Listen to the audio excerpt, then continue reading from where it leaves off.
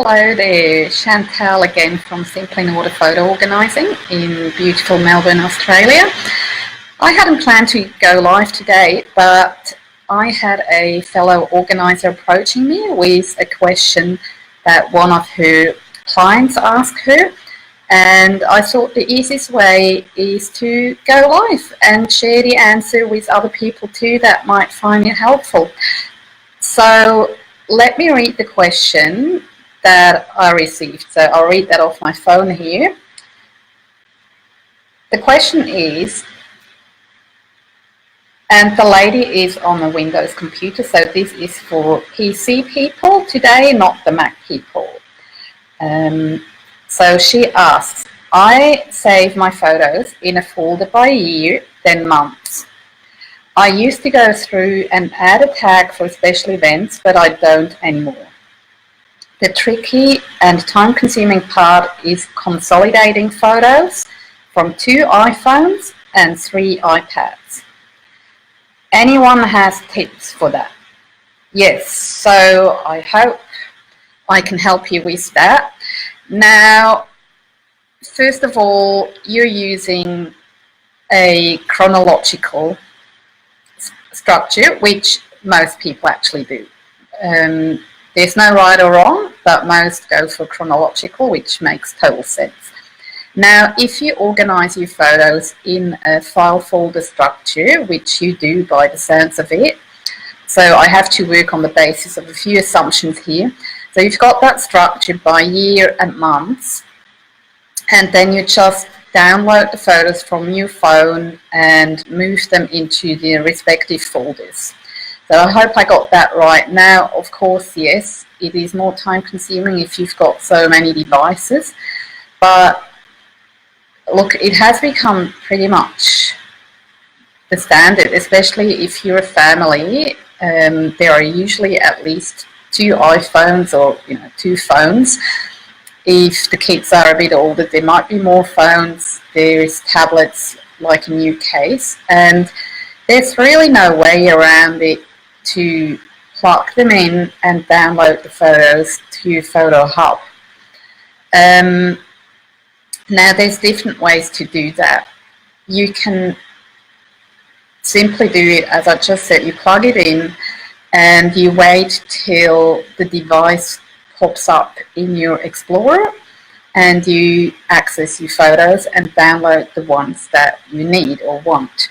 So especially if you don't delete the photos off your devices after downloading them to your hub, I highly recommend to have a logbook or a notebook. It can be digital, whatever you prefer, and write down what photo is the last one that you have downloaded on that day. So note the number and the date so that next time you know exactly from which photo on you have to download the new photos. That's when you don't delete them after downloading. If you delete them, of course, it's a lot easier. Then you just simply have to download.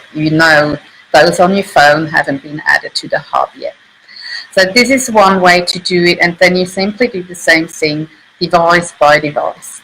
Now, there's the thing with Apple devices and PCs. Apple has changed something, and now when you plug in your device, it has created these subfolders come up, like 101 Apple, 102 Apple, and so on. And it really makes it a bit confusing and not very clear. I personally don't like that too much. So there is a software that I regularly recommend, and I don't have any affiliation with them. They're called iMazing, and I will put it in the notes. iMazing works on Macs and Windows computers, and it makes it a lot easier for you to import these photos. Plus, it also at the same time backs up your devices, and that can be a lot of different devices. So you could buy one license for your computer, and then you can add, I don't even know whether it's limited how many devices you can add to that license. But you only pay once, and it's not very expensive. I believe it's around the I don't know, I think it's maybe around $65. And it's well worth investing in. Another little cool trick that this software can do is it lets you extract photos from your text messages very easily. And it does a whole lot of other things. So you can go there and if you're interested, have a look and try it out for free. I can highly recommend it. It does simplify the workflow, I find. But as I mentioned before, you can do that totally manually. But either way, it does involve some time. And now we are at the stage, you downloaded all these new photos. Now, before you do that, it might be worth thinking about if they are all phones and tablets, as it seems in your case, they really will have the correct timestamp, except if you travel, then it might become a bit trickier. But if you can assume that these photos all have the right date and time, I would actually copy them all into one folder, call it something like unsorted photos. So that's your first stop for your new photos. Throw them all into that folder, and once you've done that, you go through them and you delete, because you guaranteed you will not want them all in your photo collection. So you delete, and then maybe you were on a trip or you had a birthday or another event that you want to bundle. So maybe create a subfolder for that and still call it, start with the year and the months as you've been doing, and then just add the, birthday so-and-so.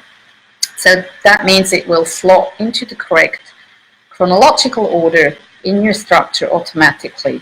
And in the year month folders, you have all the other snapshots that don't specifically belong to an event. So that's one way to do it. Another way is to import it by device. If that's something, that's totally up to you. There's no right and wrong, and it also depends a bit. It could make sense, for example, if your children are still very young and they take photos or screenshots on their tablets, for example. I know that from experience. When my kids were younger, they shot a ton of photos that were totally useless and bursts, and I could delete like 98% of these photos. So it might be easier to download it per device and call it, make a subfolder in your unsorted photos folder, call it tablet John, and then just throw in all these new photos and go through them, cull first, and then later, add them to the year month folder when you want to keep them in your collection. So that's very basic, and again, iMazing can help you to simplify the process a little bit. You could also, if you want to automate things, you can, for example, and there's more than this solution, but for example, you could have a Dropbox account, only one, that the whole family shares. That means what you can then do, you could download Dropbox app to each of these devices and make sure that the automatic camera upload is on. So that means whenever somebody takes a photo or a screenshot with that device, and it will be sent to the cloud, to Dropbox. The only thing is that it's not happening in the background. You then actually need to go into the Dropbox app on that device, open it, and that will trigger the upload, and it will upload all these photos to that one account. And you can attach more than one device to that same account. So you could have, you've got 5 devices by the sounds of it, so you could have them all sending their photos to that one account. That also means that all of you, when you've got and you will have the Dropbox app on your phone, you can access all these photos. So you don't have to manually share anything. You can simply then go into the Dropbox app and see all their photos. However, not however, I want to say another thing. So what you can then do, you can synchronize that Dropbox folder, and it can be only that folder if you wish to do so. You can synchronize that folder to your computer. That means as soon as you turn your computer on and it's connected to internet, it will send down the photos that have been added to that Dropbox account in the cloud. So this is pretty neat as a solution. That's a way to automate things. And another very cool feature that Dropbox actually does, and I love that because I'm someone who thinks chronologically, Dropbox automatically changes the file name and makes the file name the reverse date and time. So as long as your timestamp on the camera is correct, you've got that very important information, and because it's become the file name, it will be very difficult. I don't know what you need to do to lose a file name, but you know, a lot. This is almost, I don't want to say impossible, but the risk to lose a file name is really, really low. And the timestamp is very important in a file, so you don't want to lose that. That's another benefit of using Dropbox. Having said that, given the amount, I don't know how many photos you have, but you know, people have heaps of photos these days, so you will have to pay for Dropbox. That's not gonna, you know, the free account I think only gives you 2 GB these days, so that's not gonna be enough. You will have to pay for it. In my view, it's a very nice, easy solution that can make your life a lot easier because it runs automatically. And when you have the photos on your computer, you can then, you know, again, you can move them. You can move them out of Dropbox if you want. So that would be a whole other discussion. I'm not gonna go there, and I might share that in a different video, how to work with that from there once they are in that folder. So that would be a bit like the unsorted folder on your computer, and from there you start sorting, deleting.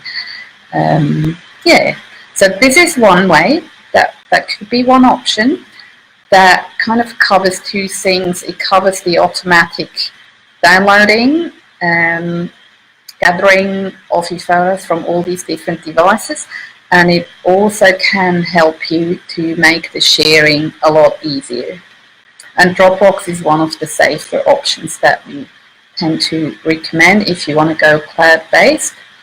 You could set up the same thing. I'm not a Windows specialist, I work more with Mac, but I have tried a few things on Windows too. And if I'm not wrong, you could use the same setup that I just described for Dropbox using your the word just escaped. Sorry, using your OneDrive. That's the same principle. So there are solutions, and I hope that does help a bit. And if you know, if you have more questions, let me know. Either give me a call or just write in the comments and ask your questions and feedback. I'd love to hear from you. And also, because we have been talking about file folder structures, I actually have a little freebie for you. I will share the link in the comments, and you can go on that link and download a empty folder structure that is based on chronological structure. And it actually starts, it goes like 100 years back. So it's all prepared there for you. It has the folders like decades and then year and year months. That's all there. And it also has a folder prepared for unsorted photos and photos to review. So if you'd like to download that, all the work has been done for you, go ahead and I will share that with you and let me know how we go. See you next time. Bye.